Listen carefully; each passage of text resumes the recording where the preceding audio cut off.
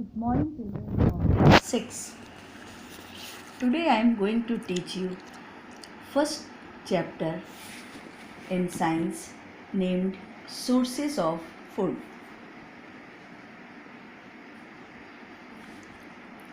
Here are few headings which will cover all the chapter. First is food ingredient, sources of food, classification of organism on the basis of food they eat. Sources of food means food हमें कहाँ से प्राप्त होता है। इसके पहले कि हम ये देखें कि फूड हमें कहाँ से मिलता है, हम ये जानें कि फूड से हमें क्या फ़ायदे हैं, फूड हमें लेना क्यों ज़रूरी है और फूड क्या है। द मटेरियल और substance that living organism consume to derive energy and component for their growth and development is called food. वो मटेरियल जो लिविंग ऑर्गेनिज्म कंज्यूम करता है अपनी एनर्जी के लिए और उसके कंपोनेंट उसकी ग्रोथ और डेवलपमेंट में सहायक होते हैं।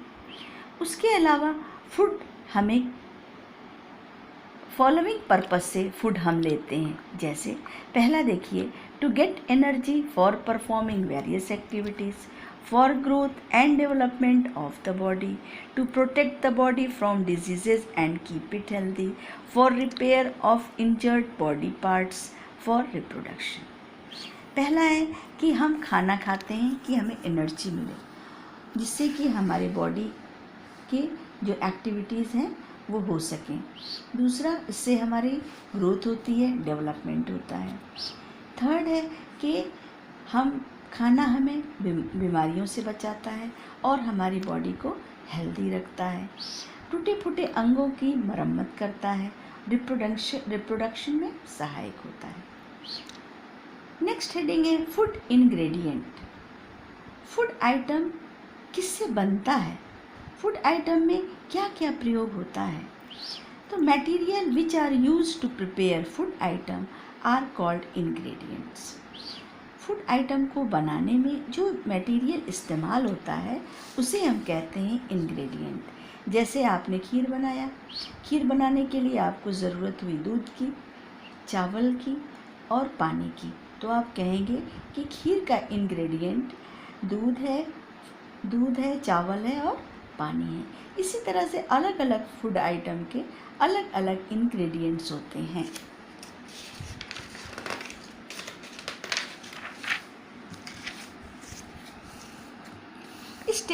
इस टेबल से आप समझ सकते हैं अलग अलग फूड आइटम के इंग्रेडिएंट्स। जैसे पहला है टी के लिए हमें ingredient water, milk, sugar, tea leaves की ज़रूरत पड़ती है।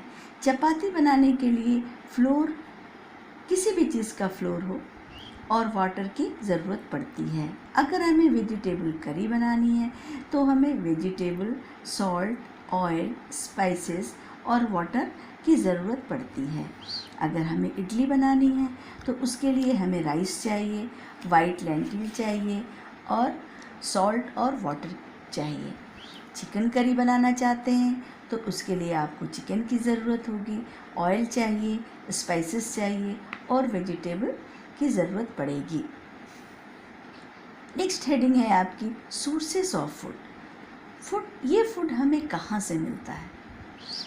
हम देखते हैं कि फूड हमें दो ही जगह से प्राप्त हो सकता है, या तो एनिमल से मिले या तो प्लांट से मिले।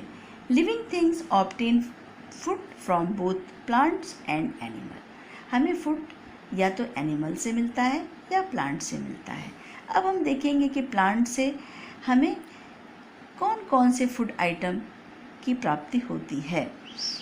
हमें पता है कि ग्रीन प्लांट्स प्रोड्यूसर होते हैं, वो अपना खाना फोटोसिंथेसिस के प्रोसेस से खुद बनाते हैं।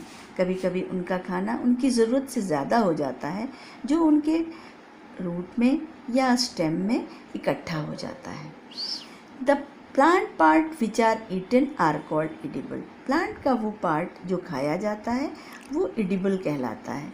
अलग अलग प्लांट के अलग अलग पार्ट खाए जाते हैं तो वो ही पार्ट एडिबल कहलाता है। जैसे एप्पल के पेड़ से हम एप्पल खाते हैं तो हम कहेंगे कि उसका एडिबल पार्ट फ्रूट है। पोटैटो और अनियन प्लांट के स्टेम भाग से हमें मिलता है तो हम कहेंगे कि इनका स्टेम एडिबल पार्ट है। इसी तरह से रेडिश और कैरेट हमें रूट से मिलता है तो हम कहेंगे कि उस प्लांट का एडिबल पार्ट रूट है।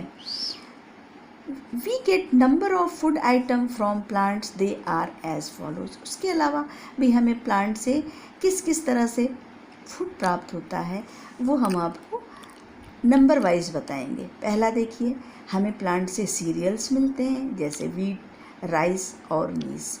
नेक्स्ट हमें पल्सेस मिलते हैं जैसे पी, बीन और सोयाबीन। हमें वेजिटेबल्स मिलते हैं जैसे कैरेट, पोटैटो, रेडिश। हमें फ्रूट मिलते हैं जैसे बनाना, एप्पल, मैंगो। हमें मालूम है कि शुगर केन से बनाया जाता है।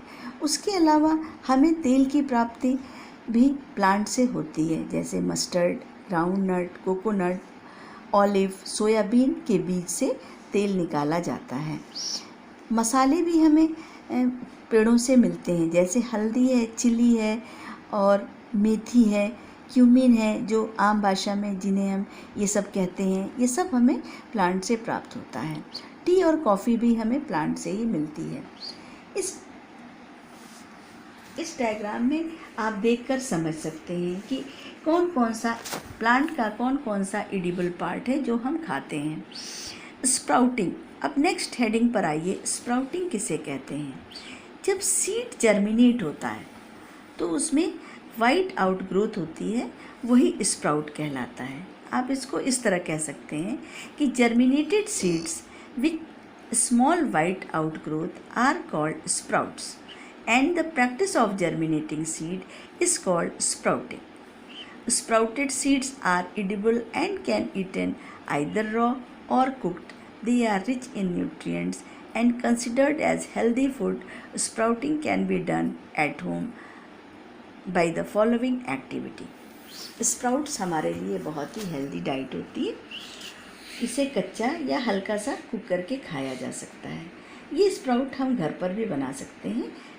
उसको बनाने के लिए हमें चने की ज़रूरत पड़ेगी या जिसका भी हमें स्प्राउट बनाना है हम उसे ले लेंगे और उसे भिगाकर एक दिन भिगाएंगे, दूसरे दिन उसका पानी निथार के उसे हैंग कर देंगे, उस पर पानी छिड़कते रहेंगे।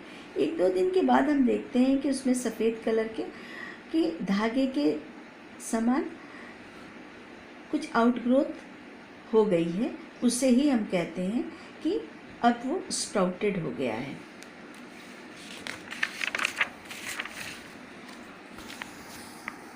नेक्स्ट है animals as a source of food. दूसरा सोर्स हमारा फूड प्राप्त करने का है एनिमल्स।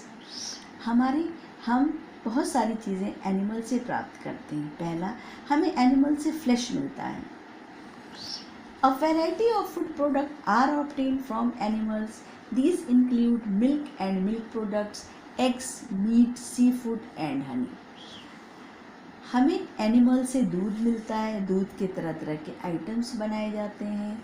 उसके बाद हमें मीट मिलता है, एनिमल से हमें एग्स मिलते हैं और समुद्र में पाए जाने वाले एनिमल्स को भी हम एज अ फूड इस्तेमाल करते हैं। उसके अलावा बीज हनी बनाती हैं जिसका हम दवाओं में भी इस्तेमाल करते हैं और खाने में भी इस्तेमाल करते हैं। तो the product that are made from milk are called dairy product. जो हम दूध से बनाते हैं वो प्रोडक्ट डेयरी प्रोडक्ट कहलाता है। Meat and egg are called poultry products. Honey is sweet liquid produced by honey bees. Seafood is obtained from aquatic animals like fish, crab and prawn. We can define seafood as any form of sea life regarded as food by human being. समुद्र में पाए जाने वाले animals को भी human being और भी animals use करते हैं अपना एज अ फूड। उसे हम सी फूड के नाम से जानते हैं और वो भी हमारा एक तरह का फूड है जो कि हमें समुद्री जानवरों से या पानी में रहने वाले जानवरों से प्राप्त होता है। Now the next heading is classification of organisms on the basis of food they eat. World में बहुत सारे एनिमल्स पाए जाते हैं। हर एनिमल्स के बारे में अलग अलग जानकारी लेना आसान नहीं है। उसके लिए साइंटिस्ट ने एक टेक्निक का इस्तेमाल किया कि एनिमल्स को या किसी भी चीज़ को और क्लासिफाई कर दिया। क्लासिफाई मीन्स एक जैसे एनिमल्स को एक ग्रुप में रख दिया। उससे उस ग्रुप के एक एनिमल के बारे में जानकारी लेने से उस ग्रुप के सारे एनिमल्स के बारे में जानकारी हमें मिल जाती है। तो इसी तरह से जितने भी एनिमल्स वर्ल्ड पर पाए गए सबको का क्लासिफिकेशन कर दिया गया। पहला हर्बीवोरस, दूसरा कार्निवोरस, तीसरा ओमनिवोरस। हर्बीवोरस के अंदर वो एनिमल्स रखे गए जो हर्ब्स खाते थे, जैसे काऊ, बफेलो, गोट और उसके अलावा बहुत सारे एनिमल्स हैं। कार्निवोर्स के अंतर्गत वो एनिमल्स रखे गए जो सिर्फ दूसरे एनिमल्स का फ्लैश खाते थे, जैसे tiger, lion, wolf, etc। Omnivore के अंतर्गत वो एनिमल्स रखे गए जो कि फ्लैश और हर्ब्स दोनों तरह के चीज़ों को खाते थे। इसमें सबसे कॉमन एग्जाम्पल ह्यूमन बीइंग है। उसके अलावा हैं बियर और रैट्स। सब animals eat dead animals of other animals. कुछ एनिमल ऐसे भी होते हैं जो डेड एनिमल्स को खाते हैं और इस तरह से वो एनवायरनमेंट को क्लीन करते हैं। इस तरह के एनिमल्स जो डेड एनिमल्स को से अपना भोजन प्राप्त करते हैं स्कैवेंजर्स कहलाते हैं। उसका एग्जाम्पल है हाइना, वल्चर और जैकॉल। नेक्स्ट वन है डिकम्पोजर्स। तो ऐसे ऑर्गेनिज्म, सब organism feed on the dead remains of plants and animals and break them into basic components. Such organism are called decomposers. कुछ बैक्टीरिया वगैरह इस ग्रुप में आते हैं जो कि डिकम्पोज़र होते हैं और ये डेड रिमेन्स को यूजेबल फॉर्म में बदलते रहते हैं, सिंपलर फॉर्म में बदलते रहते हैं। ये भी एक बहुत बड़ा काम करते हैं एटमॉस्फेयर की क्लीनिंग में। These includes earthworm, Beatles and micro organism like bacteria and fungi. Beside this, there are some other organisms which live in or another organism and obtain food from that organism. इसके अलावा कुछ ऐसे भी organism होते हैं जो अपने भोजन के लिए दूसरे एनिमल्स पे डिपेंड होते हैं। उस तरह के ऑर्गेनिज्म को हम पैरासाइट्स कहते हैं। Example, mosquito survives on the food that it sucks from other animals. मच्छर हमारे बॉडी से खून चूसता है और जिंदा रहता है। Some other examples of parasites are flea, leech and tapeworm etc।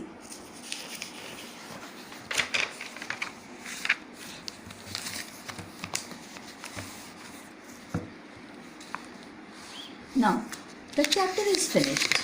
This was very interesting chapter.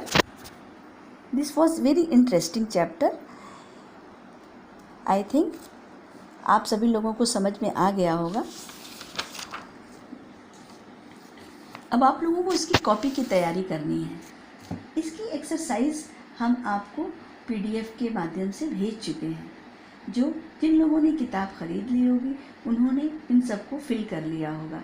जिन्होंने किताब नहीं ख़रीदा है वो अपने PDF में देख लें और उसमें ये इसको फिल कर लें। अब आप लोगों को कॉपी भी बनाने की ज़रूरत है। पिछले क्लासों में जिस तरह आप साइंस की कॉपी बनाते थे उस तरह से आप लोग कॉपी खरीदिए। सबसे पहला क्वेश्चन होगा कि डिफाइन द फॉलोइंग। उसमें निशान लगा लीजिए। फूड, ये लिखिए द मटेरियल और substance which we eat to gain energy and material for our growth and development is called food. ये आपको आगे अपने से लगाना है, इज कॉल्ड फूड। नेक्स्ट देखिए यहाँ पे निशान लगा हुआ है scavenger. Animals which eat dead bodies of other animals thus helping to keep the environment clean are called scavengers। आपको अपनी तरफ से लगाना है।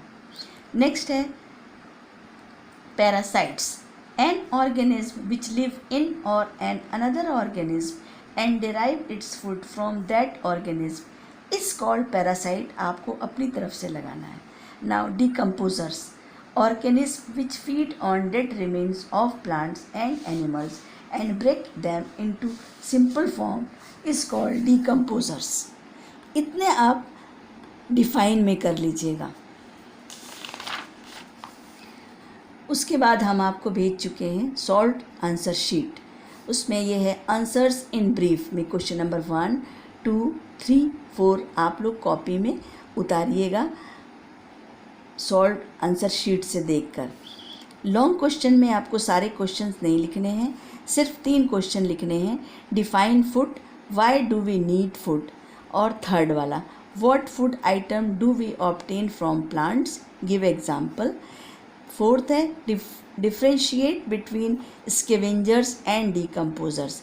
ये 3 क्वेश्चन आप लोग लॉन्ग में कर लीजिएगा. ये माइंड मैप हम आपको भेज चुके हैं PDF में, वो भी आप लोग देख कर भर लीजिए. तो आज का काम यहीं पे ख़त्म करते हैं. कोई भी प्रॉब्लम हो तो आप हमसे पूछ सकते हैं.